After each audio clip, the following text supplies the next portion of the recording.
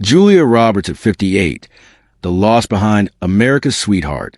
For more than 30 years, Julia Roberts has been one of the most instantly recognizable people on the planet. Her laugh, her smile, and the warmth she brought to a string of beloved romantic comedies made an entire generation fall for her and earned her the nickname America's Sweetheart, a label that became almost inseparable from her public identity. But behind that sunny image is a family story built on early loss, painful distance between relatives, and two deaths that landed within about a year of each other, at a time when she was one of the most famous women in the world.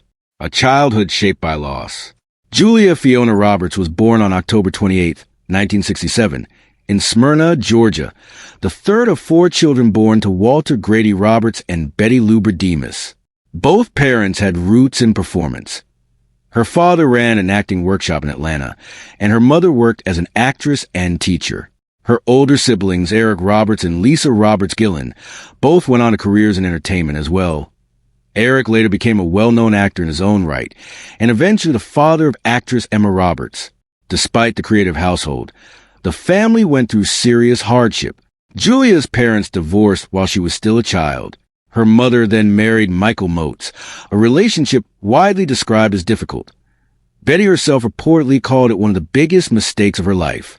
That marriage produced Julia's half-sister, Nancy Motes, before it too ended in divorce. In the early 1980s, when Julia was only about 10 years old, her father died of throat cancer. Losing a parent at that age isn't something a child simply moves past. It becomes woven into how she understands family, safety, and the world going forward. Becoming a star. By the end of the 1980s, Julia Roberts was impossible to overlook. Her performances in Mystic Pizza, 1988, and Steel Magnolias, 1989, drew serious attention from audiences and critics alike, and Steel Magnolias brought her a Best Supporting Actress Oscar nomination before she'd even turned 23. Then came Pretty Woman, 1990, the film that changed everything. It became one of the year's biggest box office hits and turned Roberts, almost overnight, into one of the most famous women on earth. Magazine covers, television interviews, and job offers arrived without pause. The hits kept coming. My Best Friend's Wedding, 1997, Notting Hill, 1999, and Runaway Bride, 1999, cemented her as the reigning queen of romantic comedy for her generation. Audiences weren't just watching her performances. They connected with the natural warmth and charisma she brought to every role. But while her career reached extraordinary heights, her personal life was quietly becoming more complicated than most people realized. Love, heartbreak, and a private family life. In 1990, Roberts got engaged to actor Kiefer Sutherland. At the time, they were considered one of Hollywood's most famous couples, and their upcoming wedding drew enormous media attention. Just days before the ceremony, the engagement collapsed. International news, playing out while she tried to process a very public heartbreak. She later found lasting love with cinematographer Danny Moder, whom she met on a film set. They married in 2002 and, unlike her earlier relationships, made a deliberate choice to keep their family life out of press. Together, they had 3 children. Twins Hazel and Phineas, born in 2004, and son Henry, born in 2007. That stability would matter a great deal, because no professional success could prepare her for what came next. Losing her sister. On February 9th, 2014, Nancy Motes, Julia's half-sister, was found dead in a Los Angeles home where she'd been pet-sitting. She was 37. Her fiancé discovered her body, and the Los Angeles County Coroner's Office later ruled the cause of death a medication overdose. Nancy had also left a note.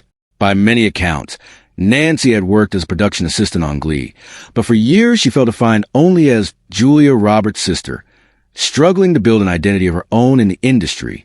Multiple reports described long-standing tension between the two sisters well before Nancy's death, and what became public afterward pointed to deep emotional pain she'd carried for years. Her fiancé later said family strain had weighed on her in her final years, though grief, depression, and addiction are rarely reducible to one single cause. Just 20 days after her sister's death, Roberts kept a previously scheduled interview with Wall Street Journal magazine. Journalists in the room described a visibly shaken woman, fighting back tears as she spoke publicly about the loss for the first time.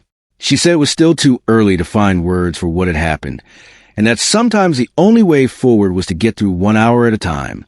She added that no one wants tragedy to touch the people they love, but that the world is full of painful things without easy explanations. For someone who had spent decades guarding her privacy, rarely discussing her parents' divorce, family conflict, or a complicated relationship with her half-sister, this was an extraordinarily hard moment to live through in public, while she was still trying to process her own grief, losing her mother 1 year later. The family was still reeling from Nancy's death when another blow landed. Robert's mother, Betty Lou Berdemus, had been fighting lung cancer for some time. As her health declined, she spent her final months living with Julia and her family in Malibu, surrounded by her daughter, son-in-law, and grandchildren, rather than in a hospital. On February 19th, 2015, almost exactly 1 year after Nancy's death, and just days before that year's Academy Awards, Betty Lou died at 80. It was an extraordinarily painful stretch, losing a sister, and then, barely 12 months later, saying goodbye to her mother too. Two griefs, back to back, with almost no time to recover from the first before facing the second. In the years since, Roberts has spoken publicly about her mother more than once, sharing childhood photos and crediting Betty Lou with teaching her how to raise her own children, always emphasizing the strength of a woman who held her family together through real difficulty. A career that never stopped moving. Even while carrying the weight of these losses, Roberts' career kept advancing. In 2000, she won the Best Actress Oscar for playing environmental activist Erin Brockovich, a role that proved she could shine well beyond romantic comedy. That same year, she made history as the first actress in Hollywood to command a $20 million paycheck for a single film, a milestone that opened the door for other actresses to negotiate stronger deals in industry where male stars had long been paid far more. After the Oscar, she took on strikingly different roles. The star-studded Ocean's 11, 2001, the emotionally demanding Closer, 2004, a real departure from her usual image, and the thriller Duplicity, 2009, further proof of her range. Not every later film matched Pretty Woman's commercial success, but Roberts never let box office numbers dictate her choices, consistently favoring roles that challenge her as an actress over repeating a proven formula. In 2013, she returned to the Oscars with a Best Supporting Actress nomination for August, Osage County, not long before the family tragedies that would reshape her life. Still taking on ambitious work. Far from slowing down, Roberts has continued choosing bold projects. In 2022, she starred opposite George Clooney in the romantic comedy Ticket to Paradise. A year later, she led the cast of Netflix's thriller Leave the World Behind, which drew major international attention. In 2025, France honored her with an honorary César, recognizing not just her extraordinary body of film work, but the cultural influence she's carried for more than 3 decades. That same year, she starred in Luca Guadagnino's psychological drama After the Hunt, playing a university professor whose life is upended by a serious accusation within her academic circle. After it premiered at the Venice Film Festival, many critics called it one of the best performances of her career, drawing comparisons to Erin Brockovich, and it earned her a Golden Globe nomination. While promoting the film, Roberts said she's drawn to stories that spark real conversation rather than offer easy answers. She also spoke candidly about aging in Hollywood, embracing the idea of accepting the passage of time rather than feeling pressure to hide it, where she is now. Today, at 58, Roberts has been married to Danny Moder for more than 2 decades and continues to prioritize her family life over Hollywood spotlight. Her children are grown, and she said in interviews that she especially treasures simple things now: cooking, reading, spending time with family, living quietly away from the cameras whenever she can. She's also expressed a wish to return to theater one day, a discipline that's held a special place in her career since her 2006 Broadway debut in 3 Days of Rain.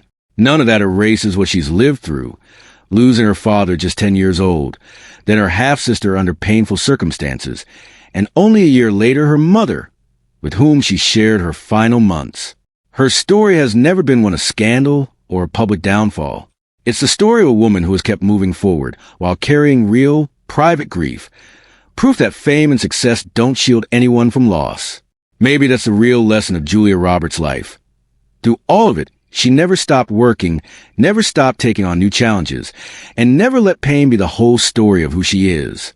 For more than 40 years, she's given audiences some of modern cinema's most beloved films and one of the most recognizable smiles in entertainment. But behind that smile has always been a woman who faced deep loss with quiet strength. At 58, Julia Roberts continues writing new chapters in her career while honoring the memory of the people who shaped her life, a legacy built not just on awards and box office numbers, but on the ability to keep going even when life delivers its hardest tests.